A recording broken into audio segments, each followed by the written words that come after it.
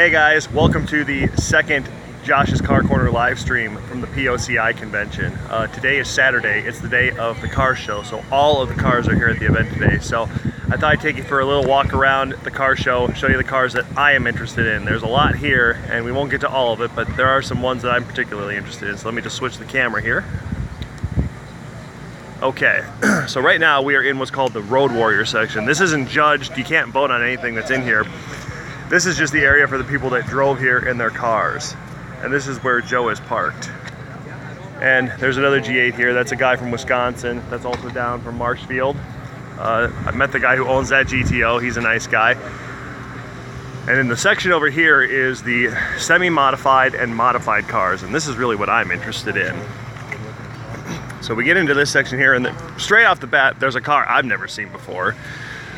It is a Pontiac Phoenix LJ. This is a 1982. This is based on the Chevy Citation, and it's got the same iron 2.8 liter V6 that the Citation had, and it was just Pontiac's variant on the same car. I'd never heard of it before until this meet, so that's kind of interesting. Although we found out that this particular car probably has a blown head gasket and blew it on the way here, so he might have some issues getting home.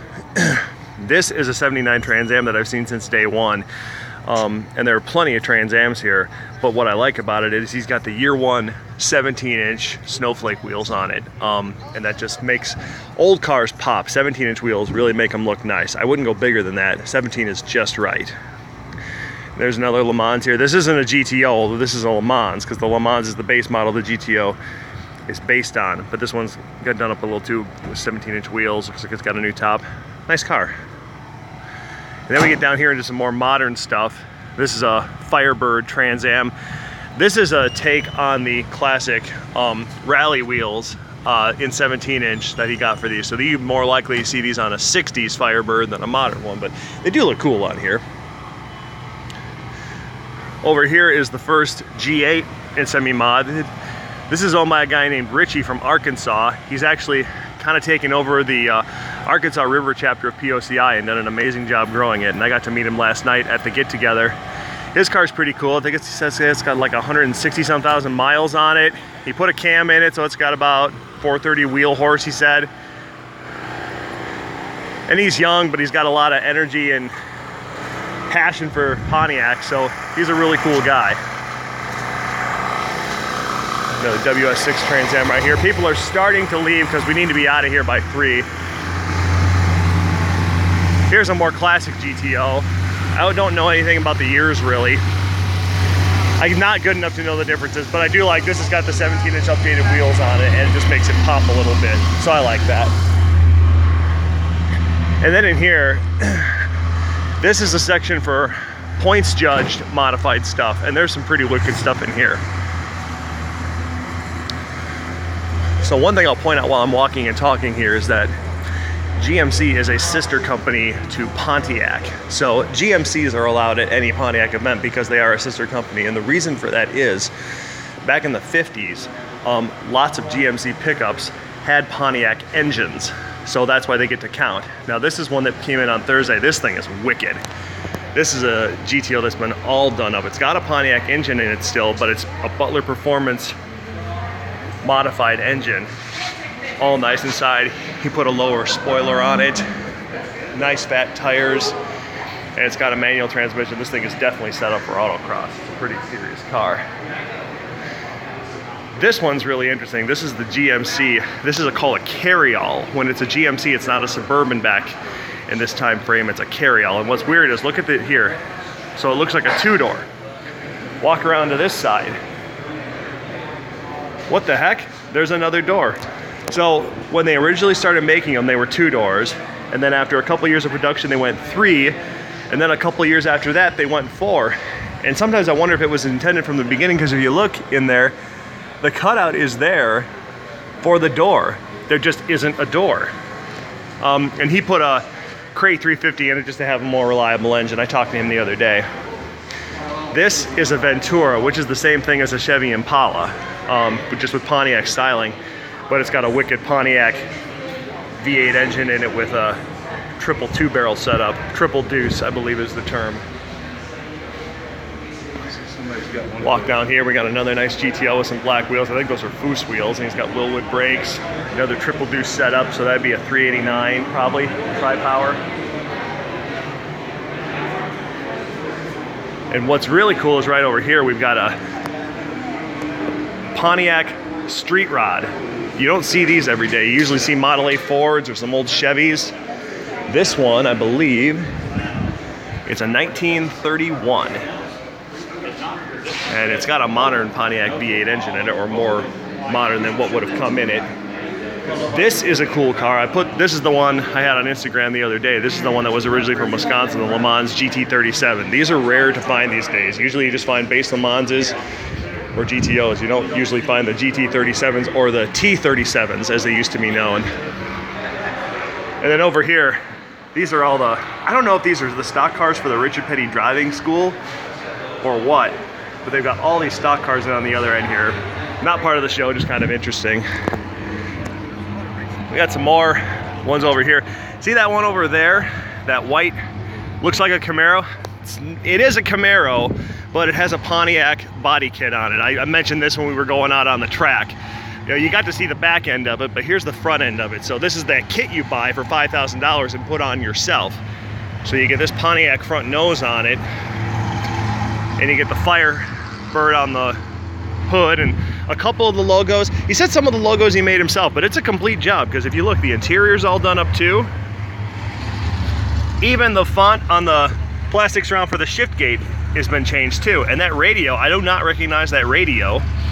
And then you get a Trans Am logo too, but you can see it still says SS on the wheel, so it really is a Camaro. And then I want to walk down to the end here, because the whole day there hasn't been any modern GTOs in the show, but one finally showed up down here. I met this guy a couple of days ago and was hoping he'd show up, because he's got the CCW 505A wheels that were on the Ram Air 6 concept car that everybody loves. And I believe he has them in 19-inch. I looked at it earlier. But it's got a little more than that going on too. He's got upgraded brakes in the front, because that's definitely a 14-inch setup, and whatever calipers those are. But then there's also Magnuson 1900 blower on it. If you go around the back, I think it's mostly a stock motor, because if you look on his sheet there, he says it's only making 468 wheel, which would make sense if it was just a bone stock LS2 with a blower on it. That sounds about right.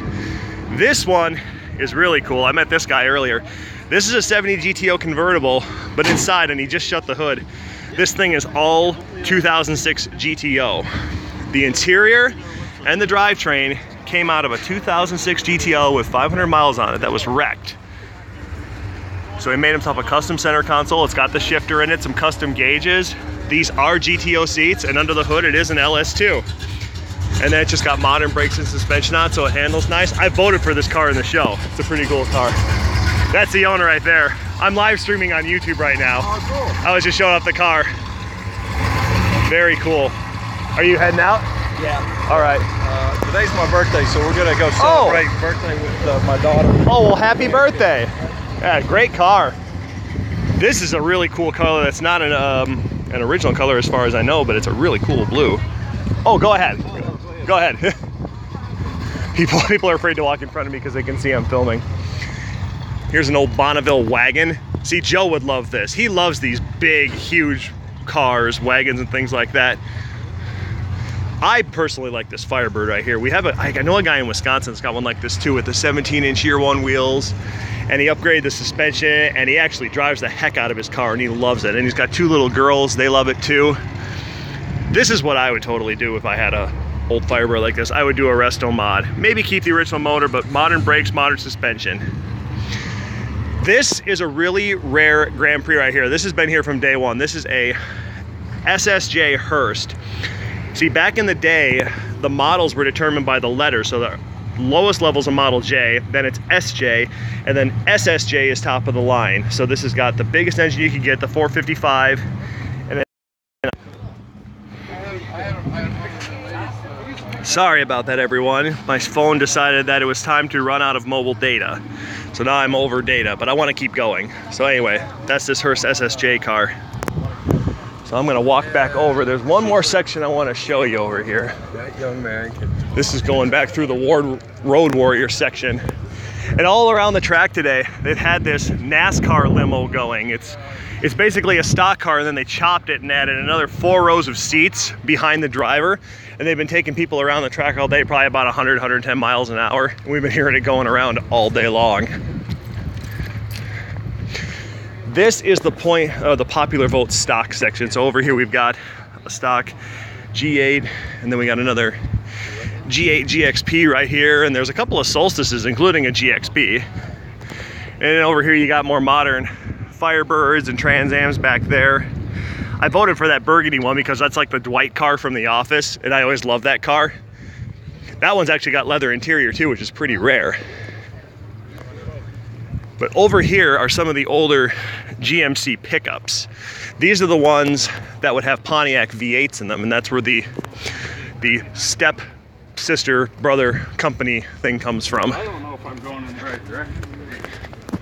So yeah, it says GMC V8, but anybody who's a Pontiac aficionado would look at that engine and know right away that's a Pontiac V8.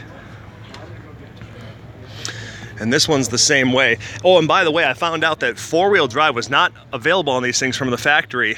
And originally when you wanted a truck like that and you wanted 4-wheel drive, you had to take it to a company and have a conversion kit done. And then the factory got wise to it and said, hey, other people are doing this on our vehicles. Why don't we just start doing it and making money on it? Here's a cool old Firebird. This has got a Pontiac inline 6 in it. So if you didn't get the V8 option, you could get an inline 6, and they did a lower output inline 6 that was just kind of a base engine, and then they did what was called the Sprint 6, which I'm told was good for about 250 horsepower, which is pretty good for the 1960s. That's a really old Firebird that's got like a 3.8 from a Buick in it. We heard it the other day. I'm sure it's anemic as hell, but it's, I don't know, it's interesting that it's here. And then back here is an old Safari wagon, this is kind of like a Chevy Nomad.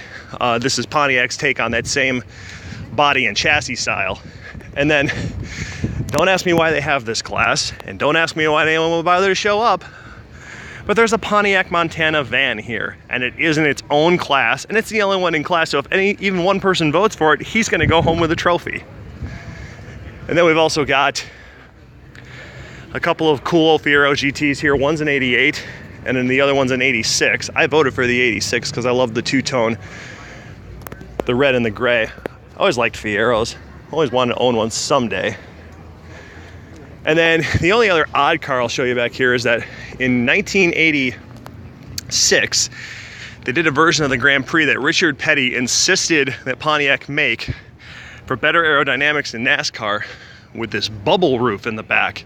There's actually one of these for sale in Montello, Wisconsin. I drive by it all the time. It's been for sale for like a couple of years. But it looks normal until you get around the back and you see that window. And supposedly Richard Petty insisted Pontiac make this so they could race them in NASCAR like that for better aero. Did it help them? I don't know. But if the king asks you to do something, you do it. So that's going to be pretty much it. There's one other thing I wanted to show you a little spoiler on quick inside the garage here. You're going to see a full episode on this when I get back. But I have just been jonesing over this car the entire week. I'm just going to walk by it and let you try and figure out.